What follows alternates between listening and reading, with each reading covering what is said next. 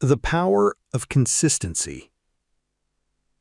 The mountain did not care about Leo's enthusiasm.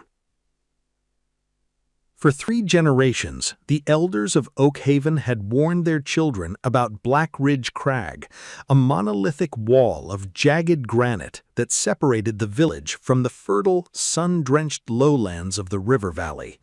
To get to the rich soil, the trading markets, and the abundance beyond, the villagers had to trek 12 perilous miles around the mountain's sharp perimeter. The path was slick with wet slate, prone to mudslides, and claimed the lives of cattle and travelers every winter. Many times in Oak Haven's history, strong young men had gathered at the base of the crag, armed with massive sledgehammers, iron crowbars, and fiery determination. They worked until their hands were torn raw and their lungs burned with dust. For 3 or 4 days, the sound of iron striking stone echoed like thunder through the valley. They moved massive boulders, cleared tons of debris, and celebrated their heroic intensity. But intensity without endurance is a flash of light that leaves only darkness behind. Within 2 weeks, exhaustion always claimed the men.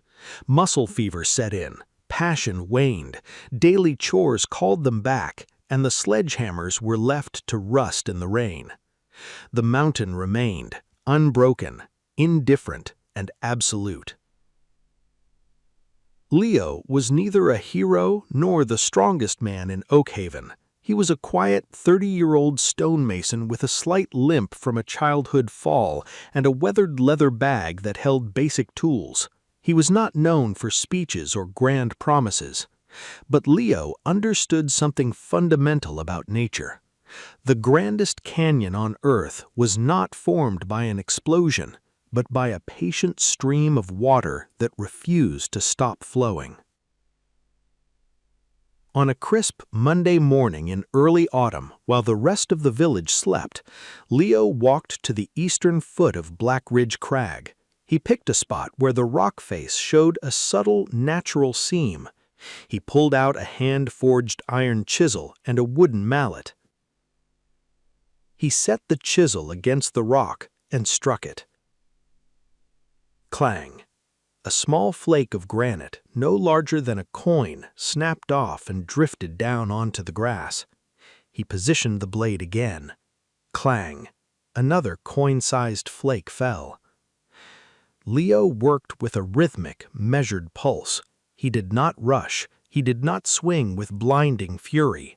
He swung with relaxed shoulders and steady breath. For exactly 60 minutes, he carved into the granite. When his timer sounded, he brushed the dust from his apron, packed his tools into his bag, and walked back to his workshop to do his day's normal work. The next morning at 6 o'clock, Leo returned. Clang, clang, clang. 60 minutes, another handful of crushed stone. By the 3rd week, the village took notice. Tomas, the massive village blacksmith, who once broken 3 sledgehammers against the mountain before giving up in rage, stopped by on his way to the forge. "Leo, what in the world are you doing?" Tomas asked, laughing as he watched the stonemason tap lightly against the wall. "You're trying to build a tunnel with a hand chisel? You'll be in your grave long before that mountain yields to a toothpick." Leo stopped, wiped the sweat from his forehead with his forearm, and looked at the blacksmith with a calm, clear gaze. "The mountain wasn't built in a day, Tomas. It won't fall in one day either. But stone is dead, and I am alive. As long as I keep moving and it stays still, the stone loses." Tomas shook his head, muttering about wasted time, and walked away. Weeks turned into months.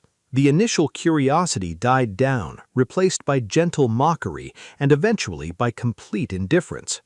The villagers treated Leo's daily pilgrimage as a harmless quirk. While others waited for the right time, waiting for warmer weather, waiting for inspiration, or waiting for a group effort, Leo simply showed up. When autumn rain slicked his coat, he stood under a canvas tarp and chiseled. When winter frost bit at his fingers, he warmed his hands over a small paraffin lamp, picked up his mallet, and chiseled. On days he felt energized and inspired, he carved for his 60 minutes. On days his joints throbbed, his back ached, and his mind screamed at him to stay in his warm bed, he still walked to the mountain and carved for his 60 minutes. He made a sacred contract with himself: never break the chain. He didn't try to move a mountain in a morning. He simply committed to moving a handful of stone every single day.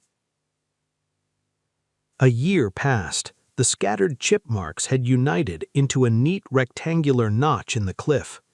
By year 3, that notch had deepened into a cavernous groove that reached 5 feet into the solid rock.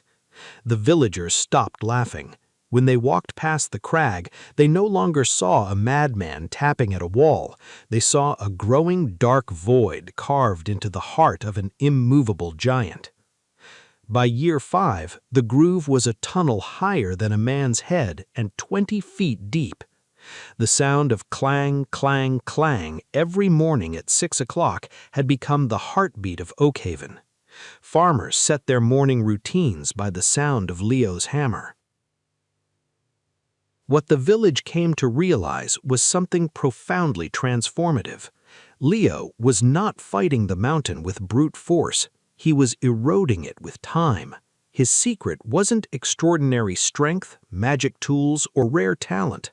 His secret was that he eliminated the option of stopping. On a bitter, foggy morning in the 7th year, Leo walked into the shaft of his tunnel. It was now 40 yards long, pitch black and cool. He held his lantern high, setting his chisel against the far wall, where a thin hairline crack had begun to spread over the last week. He struck the chisel. Instead of the dull, dense thud of solid rock, a hollow, echoing groan vibrated through the granite wall. He paused. He stepped back, raised his mallet, and drove the steel edge deep into the fissure with 3 deliberate, powerful blows. Crack! A sound like thunder exploded within the tunnel.